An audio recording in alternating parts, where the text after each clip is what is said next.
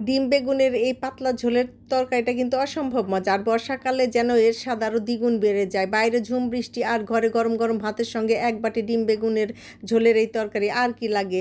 তো এটা খুবই সহজ সাধারণ একটা রেসিপি। এটা আমি কিভাবে রান্না করি সেই রেসিপিটা আজ আপনাদের সঙ্গে শেয়ার করব। তো চলুন দেখি কিভাবে রান্না করি। প্রথমে ডিমগুলোকে সিদ্ধ করে আমি লবণ আর হলুদ দিয়ে ভেজে নিয়েছি। আর ডিমগুলোকে এভাবে উপরে একটু চিড়ে দিয়েছি যেন মশলা গুলো এটার মধ্যে ঢুকে।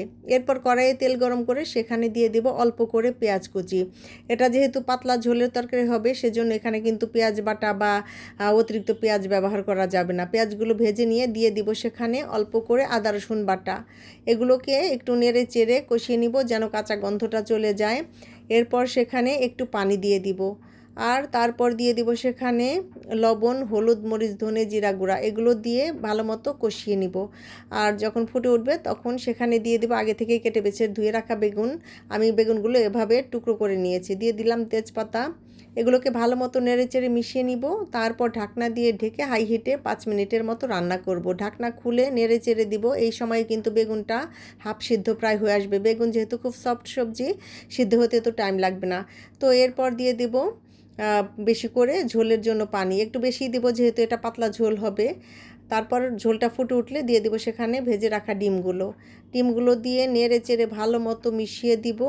তারপর ঢাকনা দিয়ে ঢেকে হাই হিটে রান্না করব আরও 5 মিনিট। আর এর মধ্যেই কিন্তু বেগুনগুলো একদম ফুল সিদ্ধ হয়ে যাবে। আর রান্না প্রায় শেষের দিকেই এসে যাবে। সুন্দর সিদ্ধ হয়েছে কিন্তু বেশি নাড়াচাড়া করা যাবে না, তাহলে কিন্তু বেগুনগুলো একদম গলে ভর্তা হয়ে যাবে। এরপর দিয়ে দেবো কিছুটা ধনেপাতা। ধনেপাতাটা অপশনাল, দিলেও পারেন না দিলে দিতেও পারেন, যেহেতু গরমকালে ধনেপাতা না দিলেও চলবে। কাঁচামরিচ আর জিরা গুঁড়া দিয়ে দিলাম। এটা ভাজা জিরার গুঁড়াটা কিন্তু অবশ্যই দিবেন। আর এটাই কিন্তু ডিম বেগুনের ঝোলের স্বাদকে একদম মারাত্মক লেভেলের মজা করে তোলে। তো 5 মিনিট ঢাকনা দিয়ে ঢেকে লো হিটে রেখে দিলেই তৈরি হয়ে যাবে মজাদার ডিম বেগুনের ঝোলের তরকারি। দারুণ সুস্বাদু একটা আইটেম, খুবই সহজ। এটা তেমন কোনো আহামরি রেসিপি না, শুধুমাত্র আমরা যেভাবে রান্না করে খাই সেটাই আপনাদের সঙ্গে শেয়ার করলাম। আর নতুন রাঁধুনি যারা আছেন অথবা ব্যাচেলার ভাই তাদের জন্য অনেকটা হেল্পফুল হতে পারে, এই জন্যই শেয়ার করা। আর এভাবে আপনারা বানিয়ে খাবেন, আমাকে জানাবেন কেমন লাগলো। আজকের মতো এখানেই শেষ করছি। আল্লাহ হাফেজ।